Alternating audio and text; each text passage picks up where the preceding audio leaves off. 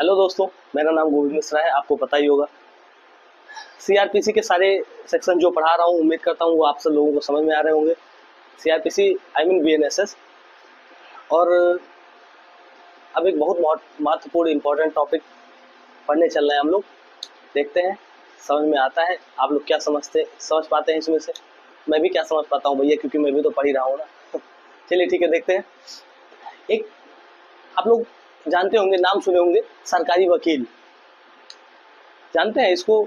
Official language इसका है public prosecutor, मतलब लोक अभियोजक। ऐसे सामान्य भाषा में सरकारी वकील लोग रटते रहते हैं। आप लोगों ने भी कभी कभी नाम सुना होगा।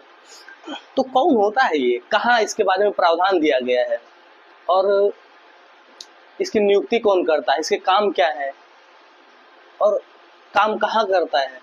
ठीक है, सारी की सारी बातों का, सारी समस्याओं का निदान यहाँ पे भैया दिया गया है बीएनएसएस में। आइए एक एक करके देखते हैं। देखिए, पहले तो बीएनएसएस की धारा 18, 19, 20 इसके बारे में प्रावधान है। ठीक है, 18, 19, 20।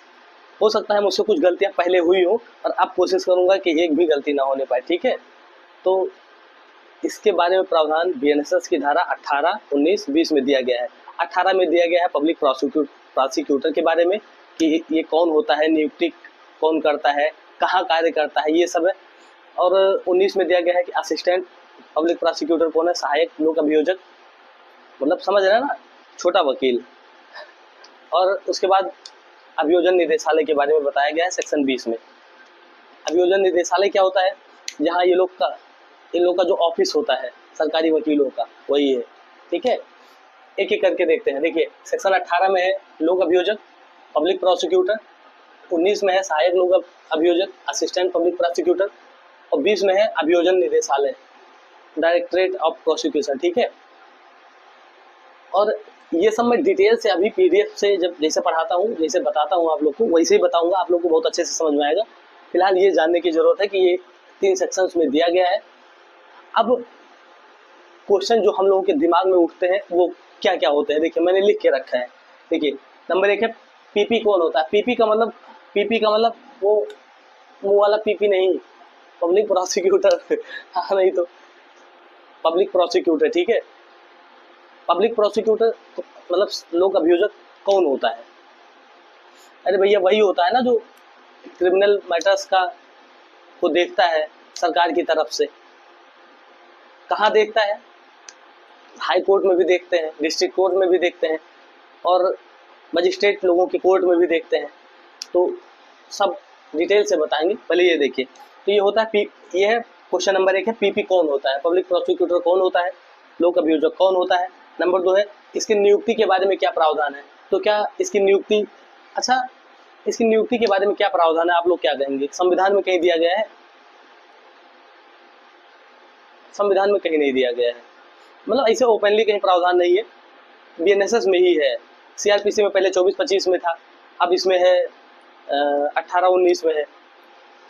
18 में है पब्लिक प्रोसिक्यूटर, और 19 में है असिस्टेंट पब्लिक प्रोसिक्यूटर, और 20 में तो डायरेक्टरेट है उन लोगों का। तो ठीक है, अब ये दूसरा क्वेश्चन उठता है हम लोग के बारे में कि नियुक्ति के बारे में क्या प्रावधान है। क्या प्रावधान है तो मैंने बता दिया कि 18 में है, 19 में है। तो प्रावधान अभी देख लेंगे डिटेल से, सारा का सारा। अब इन लोग की योग्यता क्या है? क्या किसी को भी बना दिया जाएगा पब्लिक प्रोसिक्यूटर? मतलब किसी भी व्यक्ति को अब मुझे पब्लिक प्रोसिक्यूटर बना दिया जाएगा, आप सोचिए कैसे बना दिया जाएगा? आपको बना दिया जाएगा, किसान को, कोई किसान हो उसको बना दिया जाएगा, कोई चपरासी हो उसको थोड़ी ना बना दिया जाएगा।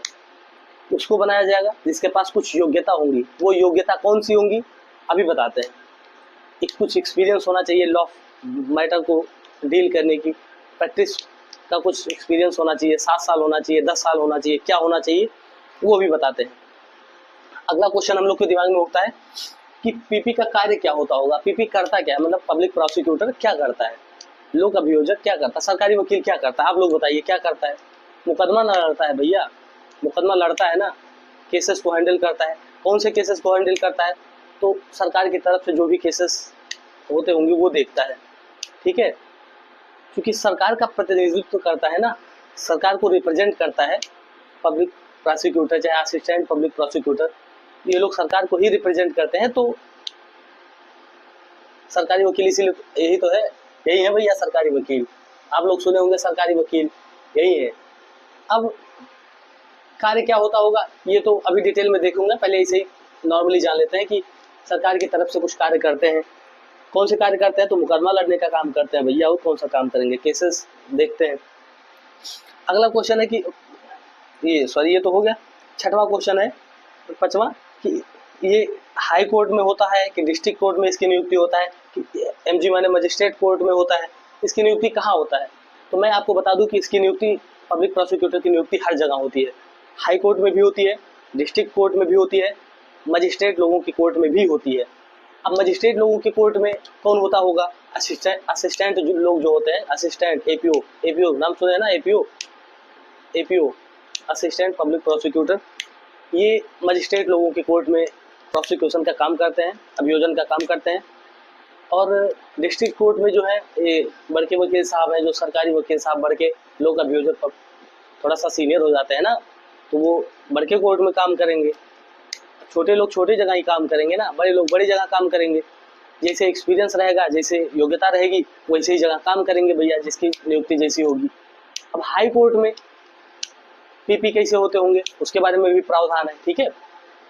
एक एक करके सारा का सारा देखते हैं, बने रहिए वीडियो में। एक एक सेक्शन लिख के उसको याद कैसे करना है वो पहले देखेंगे। उसके बाद उसमें कितने पहले सेक्शन में कितने खंड हैं वो देखेंगे। 6 खंड है, 7 खंड है, 8 खंड है, 9 खंड है, किस सेक्शन में कितने खंड हैं, मतलब कितने पार्ट्स में वो डिवाइडेड है सेक्शन। और उसके बाद उस खंड को इतना बड़ा बड़ा खंड है, इतना बड़ा बड़ा सब कुछ लिखा गया है, तो भैया कैसे रट लेंगे हम लोग? और रटेंगे तो कितना रटेंगे? तो उसको एक एक दो दो अक्षर में करके, एक एक दो दो शब्द करके उसको ट्रिकी तरीके से पहले देखा जाएगा कि उसमें क्या है। उसके बाद सेक्शंस को डिटेल में करके देखा जाएगा, ठीक है। बने रहिए, आगे देखते हैं। जय हिंद।